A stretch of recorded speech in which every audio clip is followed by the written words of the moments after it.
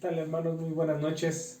Dios les bendice en esta noche. Gracias por este tiempo que usted se conecta. Gracias por estar aquí presente a través de estas redes, de estos medios. Damos gracias a nuestro Dios porque nos permite reunirnos de esta manera, ¿verdad? Y que podamos seguir aprendiendo, podamos seguir siendo edificados por medio de su palabra. Ya este martes 18 de mayo, pues prácticamente ya se nos está yendo el mes, ¿verdad? Ya prácticamente una semana más y da por terminado el mes de mayo. Damos gracias que hasta el día de hoy Dios nos ha fortalecido, Dios nos ha ayudado y qué bueno que usted está conectándose en esta noche. Damos gracias a Dios por su vida. Reciba un fraternal saludo a la distancia y vamos a nuestro tema del día de hoy, ¿verdad? Que estaremos viendo esta noche y lleva por nombre, ¿verdad? El sufrimiento tiene un propósito. El sufrimiento tiene un propósito y sería nuestro tema número 20 que hemos estado viendo a través de las cartas de Apocalipsis. Recuerde que estamos en la carta de Esmirna, estamos estudiando esta carta y que ha sido de bendición para nuestras vidas. A lo largo de estas enseñanzas, de estas cartas, vamos en la segunda carta de Esmirna, y estamos basando nuestra enseñanza en Apocalipsis 2, 8 y 9, capítulo 2, versículos del 8 y 9, al 11, versículo 2, capítulo 2, versículos del 8 al 11. Así que vamos a la escritura y dice de la siguiente manera: y escribe al ángel de la iglesia en Esmirna, el primero y el postrero, el que estuvo muerto y vivió, dice esto: yo conozco tus obras y tu tribulación y tu pobreza, pero tú eres rico. Dice: y la blasfemia de los que se dicen ser judíos y no lo son, sino sinagoga de Satanás. No temas en nada lo que vas a padecer.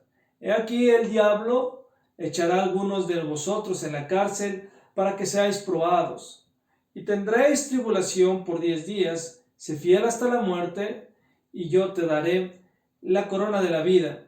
El que tiene oídos, oiga lo que el Espíritu dice a las iglesias. El que venciere no sufrirá daño alguno de la segunda muerte. No sufrirá daño de la segunda muerte, ¿sí? Entonces, esta noche vamos a entrar y estar viendo la segunda parte del versículo 9 que hemos estado estudiando desde la cápsula pasada, hace 8 días, y vamos a la parte B de este versículo que dice: y la blasfemia de los que se dicen ser judíos y no lo son, sino sinagoga de Satanás, ¿sí? Entonces, para entrar en este tema, vamos a recordar algunas cosas, y entre ellas recordemos que la palabra mirra está relacionada con Esmirna, ¿sí? ¿Qué significa? Amargo, ¿sí?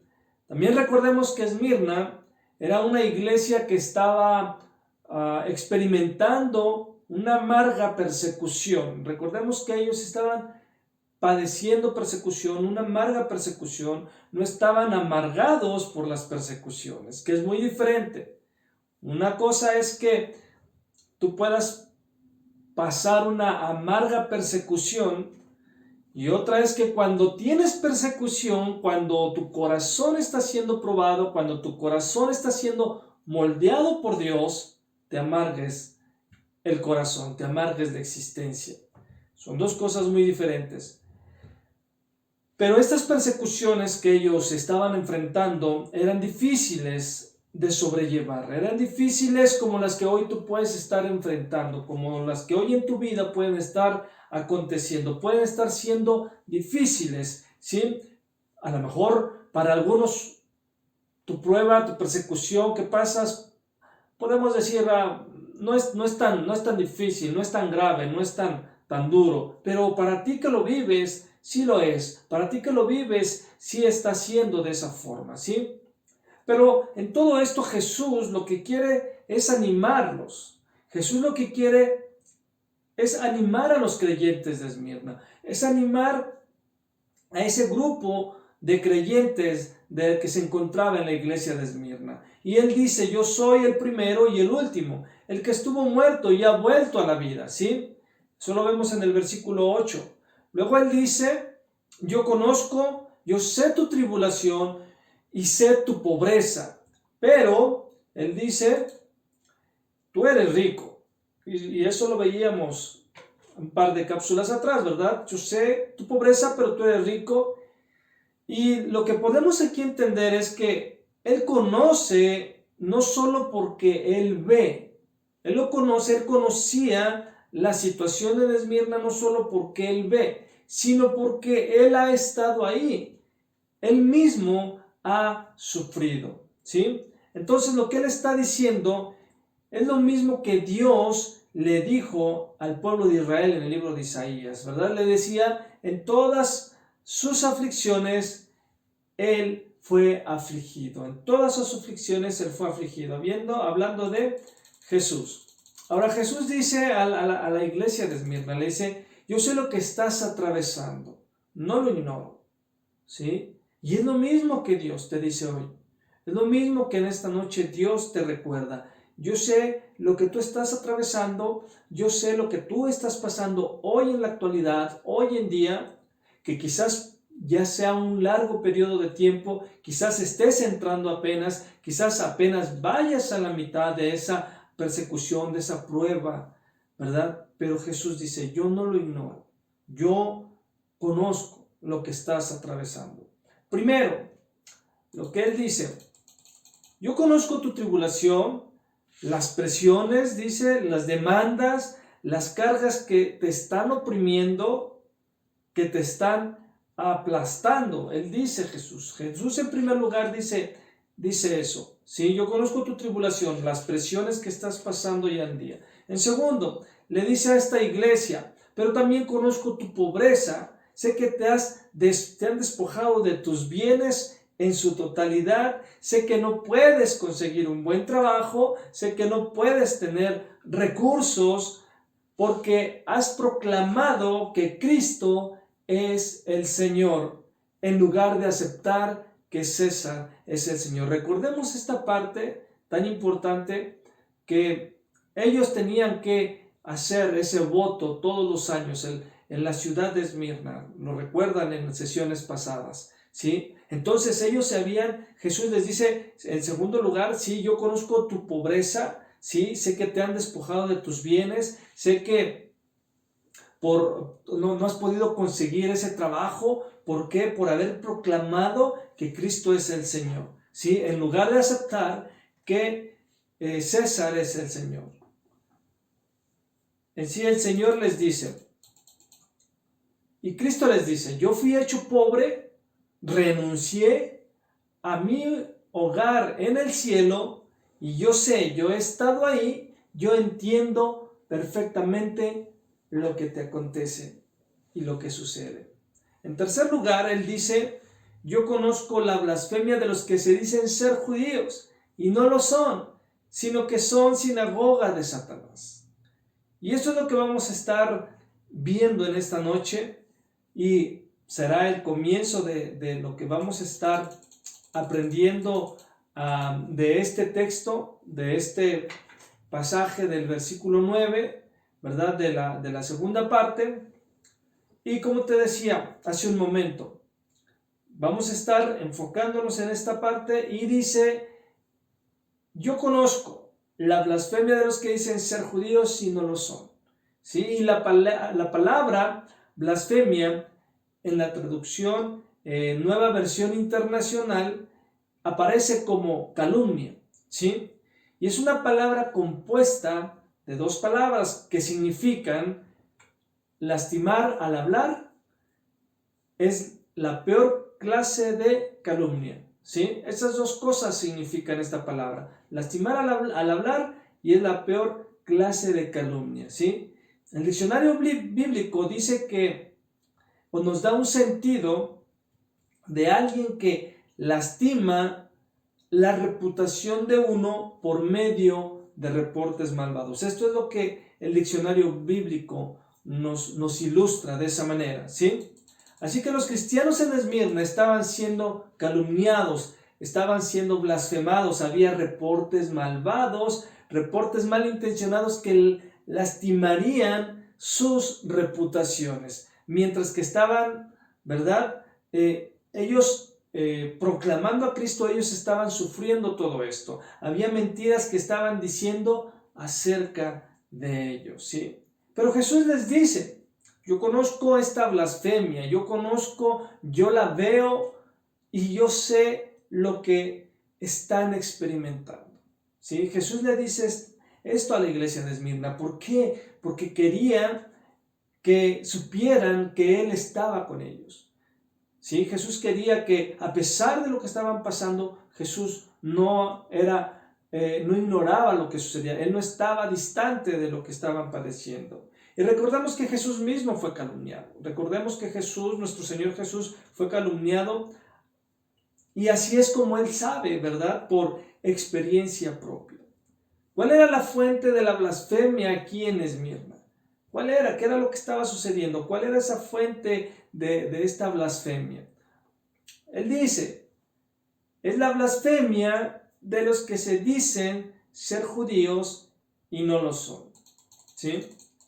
Ahora, para entender un poco esto, vamos a retroceder un poquito y recordar algunos datos importantes, ¿verdad? De lo que había en Esmirna, ¿sí? Recordemos que Esmirna tenía una población de aproximadamente 200,000 habitantes, ¿sí? Y en la ciudad de Esmirna había una gran población de judíos, y muchos de ellos habían rechazado a Cristo y su evangelio, ¿sí? Muchos de ellos estaban rechazando constantemente el evangelio y eran abiertamente hostiles hacia los judíos que habían entregado sus vidas a Cristo, que habían rendido y habían creído en el evangelio, ¿sí? Entonces, estos judíos que no eran creyentes informaban al gobierno romano y a los oficiales acerca de los cristianos. Ellos eran los que iban y les informaban, obviamente blasfemando contra el pueblo de Dios, ¿sí? Ellos traicionaban a los cristianos, incitaban su persecución y lo hacían a través de calumnias, ¿sí? Lo hacían a través de calumnias, lo hacían a través de decir mentiras para poder provocar esas persecuciones. Ellos lo hacían, como te decía, diciendo mentiras, ellos lo hacían diciendo falsedades absolutas, y los romanos les creían.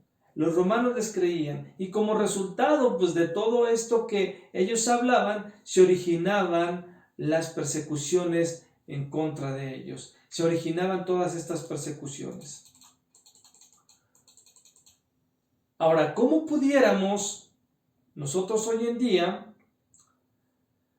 traducir esto? ¿Verdad? ¿Cómo pudiéramos traducir esto al día de hoy? Pudiéramos decir que hoy hay muchos, ¿verdad?, dentro de las iglesias que se dicen ser cristianos y no lo son, sino sinagoga de Satanás. Hoy hay muchos que están ahí dentro de la comunidad, dentro de la congregación, pero que todos ellos solo viven tratando de destruir la obra de Dios.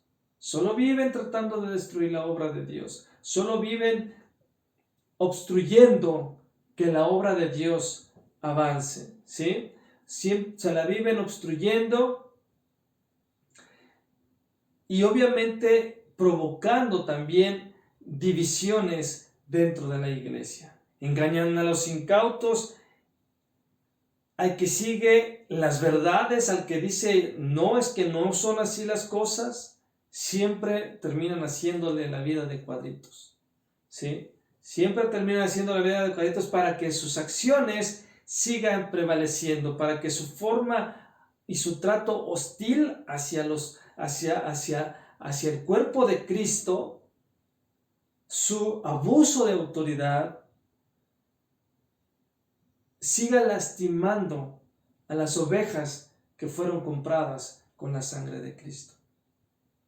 Ellos siguen teniendo comportamientos de esa manera y muchos de ellos se atreven a decir: aquí yo soy el pastor, y al que no le guste, la puerta está muy grande. Se atreven a decir cosas como estas también. A mí que me conozcan como soy, yo no tengo pelos en la lengua. Otra de las cosas que ellos dicen: yo no soy hipócrita, a mí que me conozcan como soy. Confundiendo la gimnasia con la magnesia, confundiendo las cosas, y se la pasan diciendo este tipo de cosas para demostrar, según ellos, una transparencia, según ellos, demostrar lo que son, y confunden la obediencia con la hipocresía. ¿Sí? Y así podemos decir muchas cosas.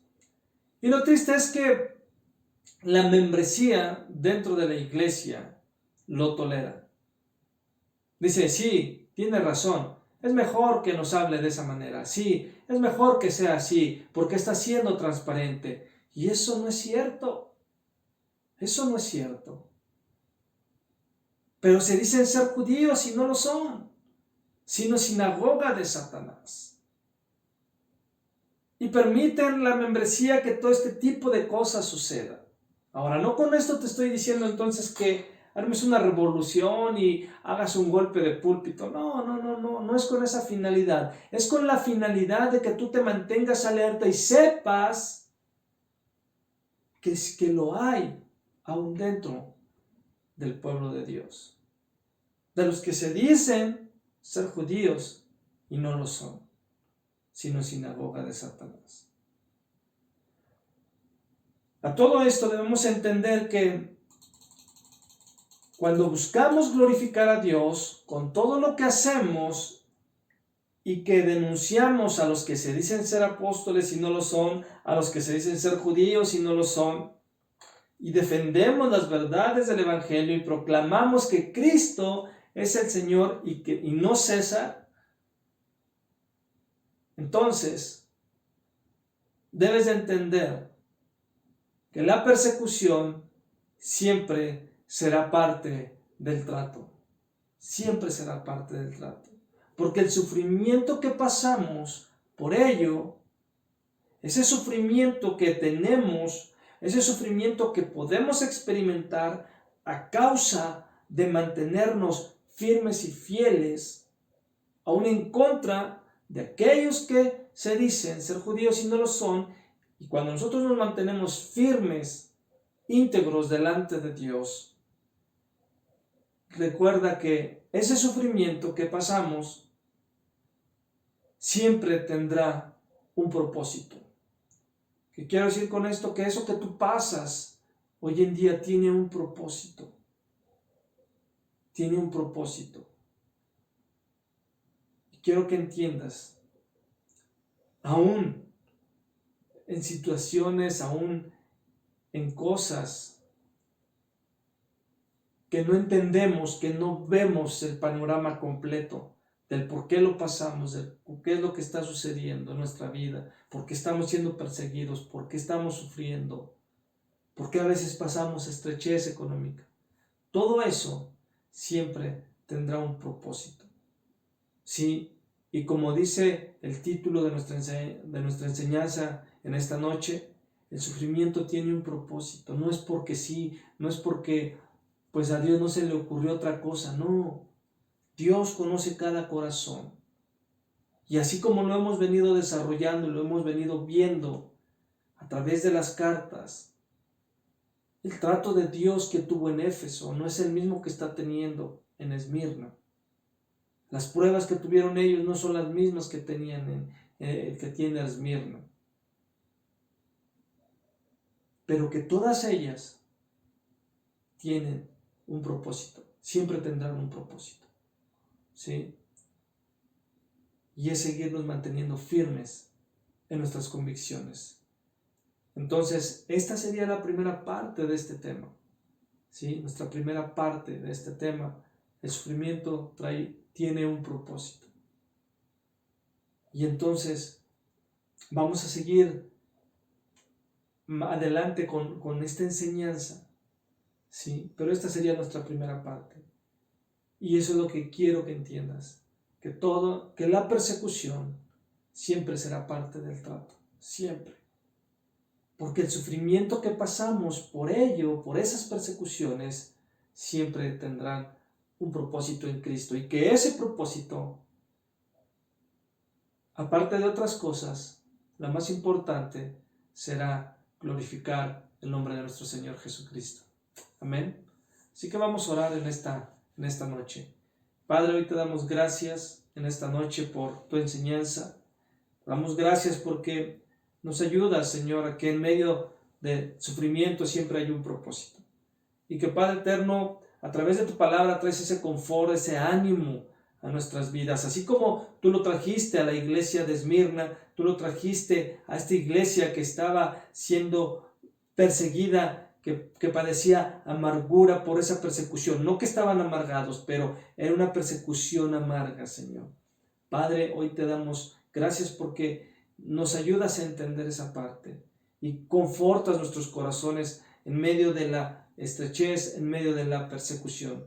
Y te damos gracias en el nombre de Jesús. Amén y amén. Hermanos, pues muchas gracias por conectarse. Nos vemos en la próxima cápsula. Gracias. Buenas noches.